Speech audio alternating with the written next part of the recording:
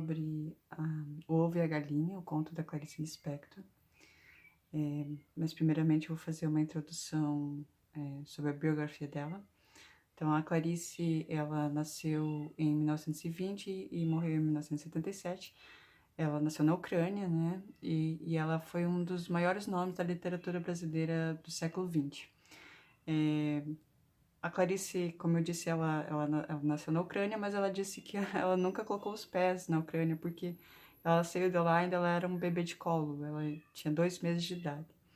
Então, quando ela se mudou para o Brasil, ela adotou o nome de Clarice, porque, enfim, a família dela veio fugida, né? Uma família judia veio fugida lá da Ucrânia para o Brasil, e eles se estabeleceram na cidade de Recife. Inicialmente em Alagoas, mas logo em seguida eles se mudaram para o Recife, né, em Pernambuco. Só que daí a Clarice, depois, com 12 anos de idade, ela se mudou para o Rio de Janeiro e veio morar ali na Barra da Tijuca. Ela era uma frequentadora assídua de bibliotecas e ela disse que ela sempre gostou, né, de escrever e ler, e desde muito nova ela escrevia. Então ela vem dessa família estrangeira, né, e veio morar aqui no Brasil, com os pais e as irmãs, né? A mãe dela morreu muito cedo, inclusive. Depois, em 1941, a Clarice veio a fazer uma faculdade de Direito,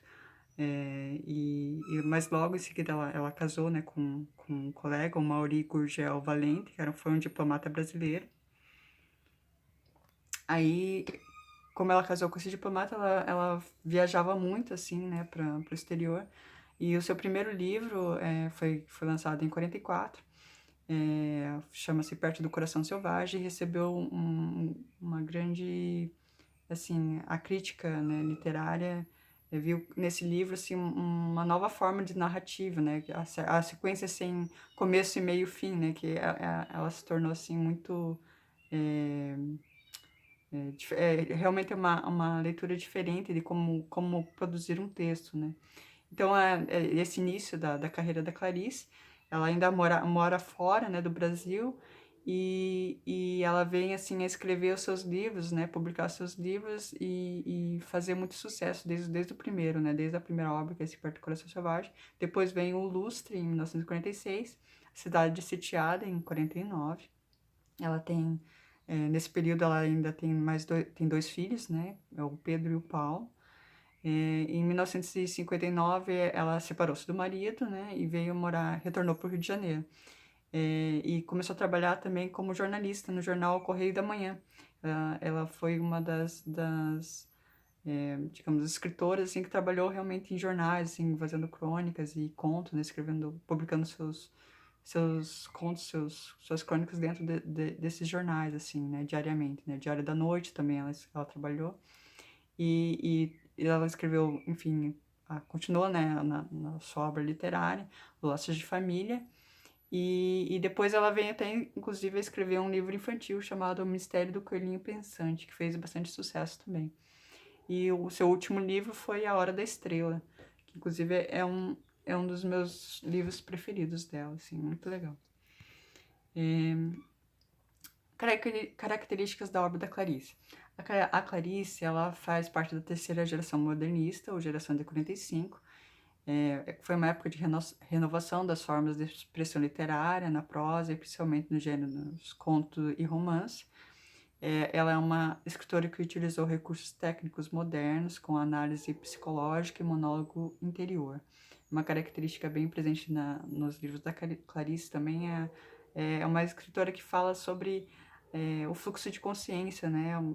Uma coisa que mais para frente eu vou mostrar ali nos slides, mas é muito interessante mesmo o jeito que ela escreve, assim, sobre, né, o que passa na cabeça, né, das pessoas. E a Clarice também, ela faz adentra, né, nesse universo social, filosófico, existencial, que não era muito comum, né, justamente por essa linguagem mais experimentalista mesmo desse período. A história da Clarice raramente tem um começo e meio fim, como eu havia citado. É uma ficção que transcende o tempo, o espaço, E não tem como dizer, não tem como datar, né, o conto da Clarice, nesse, por exemplo, o Ovo e a Galinha, não tem como dizer, ocorreu nos anos 70, né, não tem como dizer isso, é atemporal mesmo os contos dela, né. Como havia citado, o fluxo de consciência é um mergulho na mente da personagem. O narrador tenta acompanhar as ideias, enfim, os pensamentos mesmo, mais banais aos mais reflexivos. Como no conto O Ovo, ela realmente. é, Você entra ali na epifania, né, da personagem, que eu coloquei, o enredo epifânico, algo que seria cotidiano, rotineiro, e aciona o mundo psicológico do personagem. Uma série de informações que emergem na mente e passam a revelar uma reflexão profunda. E é justamente o que ocorre nesse conto, né? Algo que é tão banal, assim, tão cotidiano, você chegar na cozinha e, enfim, fritar um ovo. Mas, assim, de algo tão simples, né? Tão singelo, enfim, banal mesmo, corriqueiro, a gente tem um texto tão profundo, né? Tão poético, né? A subjetividade implícita. Isso é uma coisa muito interessante nos livros da Clarice, que ela fala desse aspecto fragmentado do ser humano, né? A construção da personalidade, os sujeitos não tem aquele sentimento de pertencimento, de entender por que nós estamos aqui nesse mundo, né? O sentido da vida mesmo. Então, essa crise existencial, né? Que ela fala. É uma coisa muito recorrente, né? Um pensamento de realmente entender, né, por que nós estamos aqui, qual é o sentido da vida, são respostas que não têm resposta, perguntas sem respostas, né. É uma linguagem inovadora, linguagem poética, né, nesse conto especificamente é uma linguagem muito poética, o eu lírico ali, ele realmente transcende ali um sentido de, não é só um conto, né, é, é um ser que tá buscando respostas, né, e se fazendo perguntas, né, ou pergunta para o universo, enfim, por que, né, o ovo ali, no sentido do ovo, né, a simbologia do ovo, né, que eu também vou explicar melhor. Fala da interioridade do personagem, aspectos filosóficos e existenciais. Em seguida eu coloquei ali o Viktor Shklovsky, que escreveu A Arte como Procedimento. Inclusive, coloquei ali em itálico a arte do procedimento como diretriz, a arte é imagem, pois não existe arte, particularmente poesia, sem imagem. Vejamos que o procedimento da arte é o procedimento da singularização dos objetos, pois a arte é a criação de símbolos, ou seja, a arte é pensar por imagens.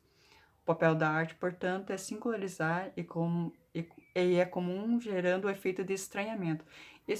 Essa questão do efeito de estranhamento, então, que ele explora, né, nesse livro, é o que ocorre, né, com o conto da Clarice. Como eu disse, é um conto muito introspectivo, que a própria autora diz não entender, né? E é um conto que fala sobre esse efeito de estranhamento, que como ele colocou ali, é atingir o objetivo, a visão, não como reconhecimento, o processo é a arte, o processo de singularização dos objetos. E criar esse estranhamento, esse não entendimento, é uma forma de a gente até realmente não falar assim, eu entendi esse conto. Lendo assim, você realmente se questiona por que a autora, que a autora quis dizer com isso, e ela mesma não tem uma resposta, né, pra gente. Então esse efeito de estranhamento é bem presente nesse conto, né. Seguindo aqui, O Ovo e a Galinha é um conto da Clarice que ela mesma afirma não compreender. Tem uma entrevista, inclusive, que ela fala isso, né? Que ela não. É um ovo que ela. O Ovo e a Galinha é um conto que ela não entende, porque.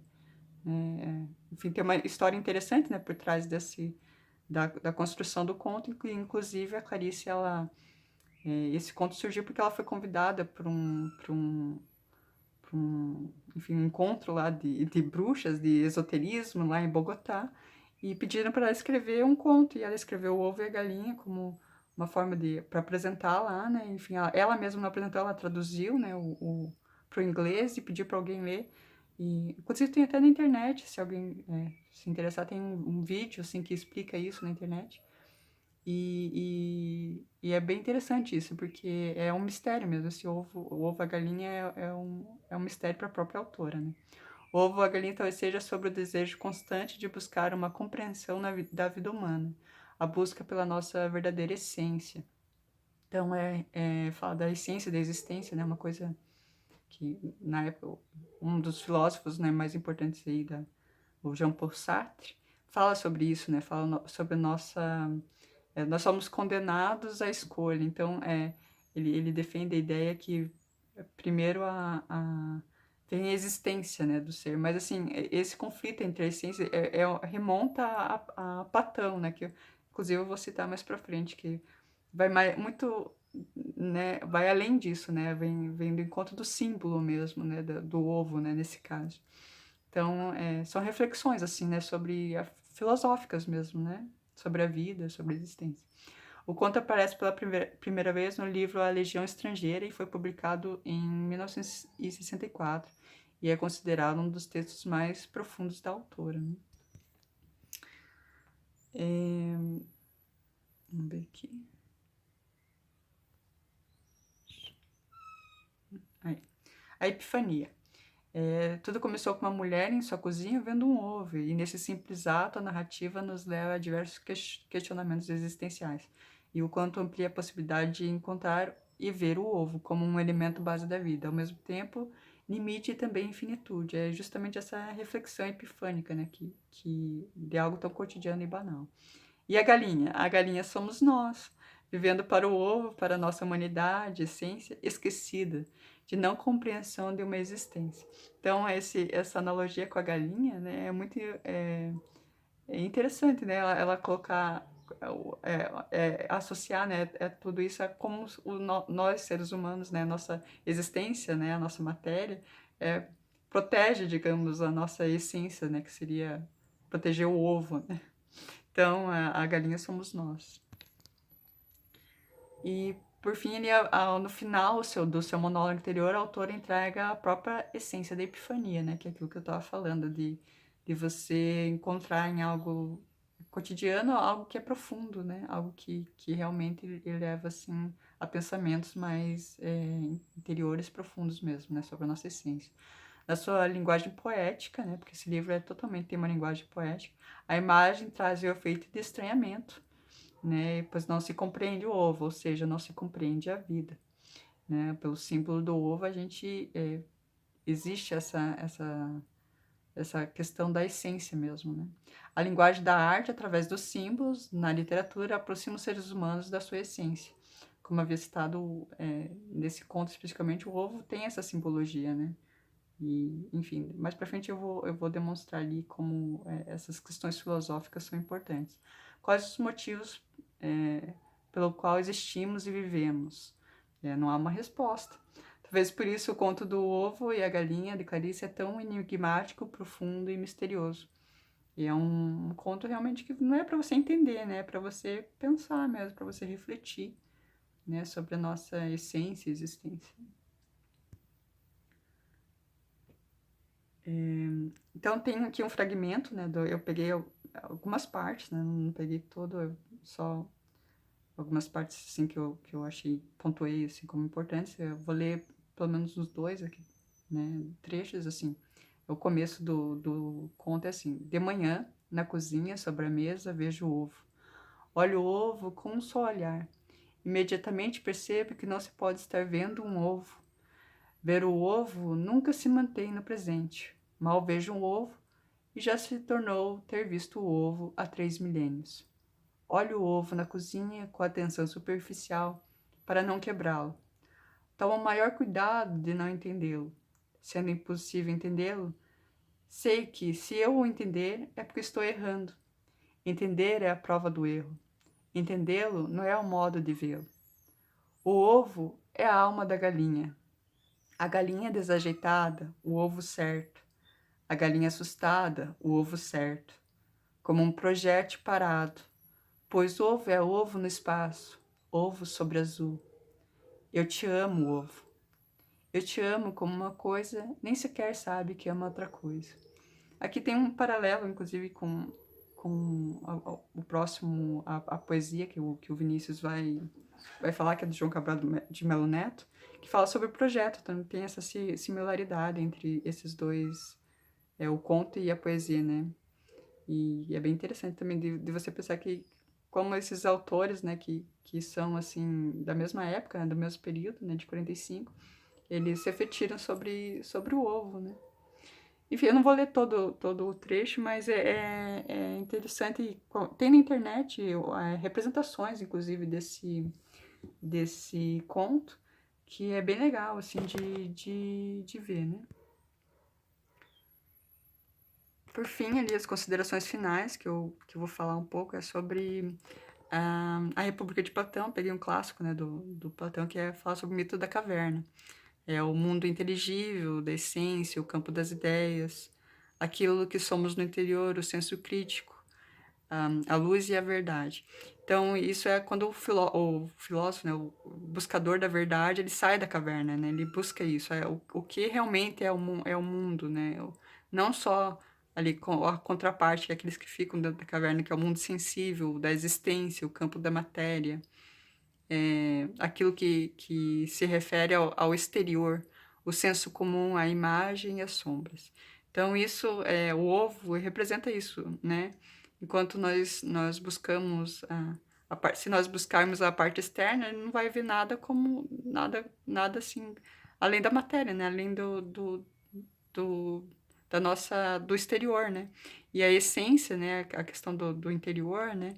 É uma coisa que enfim, é uma busca mesmo, né, do ser humano, né, a essência, aquilo que vem do superior para o mundo das ideias, para o mundo da matéria, né. Isso, nesse mito da caverna é muito, explicita muito isso, né, a nossa busca pela essência, né, pela verdade. Então, a linguagem da vida é simbólica, né? Nesse mito da caverna é basicamente isso. A linguagem da vida, o que nós buscamos fora, né, e dentro da gente, né? A essência, né? Há um significado atrás das coisas. A questão é como decifrar esses símbolos. Porque, como eu disse, a vida é simbólica, né? Os símbolos que nos rodeiam, a arte usa desses símbolos, né? Não há arte, né, não há arte sem imagem, sem a simbologia, né, por trás disso. Hoje é uma deturpação desses símbolos, né, a manipulação e esvaziamento das palavras. As pessoas não sabem mais por que as coisas são assim, né, por que enfim, o próprio ovo, né, se você, eu fiz, faz essas perguntas, o que que é um ovo? Ah, é uma comida? Não, tem uma representação por trás, né? Enfim, eu vou colocar mais pra frente isso. O símbolo representa uma relação vertical, algo que vai além da aparência física. E como eu falei, algo que vem do mundo das ideias para o mundo material, né? Da nossa essência para nossa existência. E é uma forma de representação da nossa realidade, né? O que vem a ser o ovo, né? A simbologia disso. Então, aqui pra frente eu coloquei a essência é o mundo das ideias, a imagem, o mundo material. O ovo, então, é o símbolo da vida, do reinício, do renascimento, da ressurreição, da fertilidade e da eternidade. Então, esse caráter da simbologia do ovo, de ser o símbolo da vida, é muito profundo mesmo, né? Por isso que o nome do trabalho é Ofinício, que é o fim e o início, né? O ovo representa isso, é basicamente o início da vida, talvez, né? É essa representação, né, da simbologia.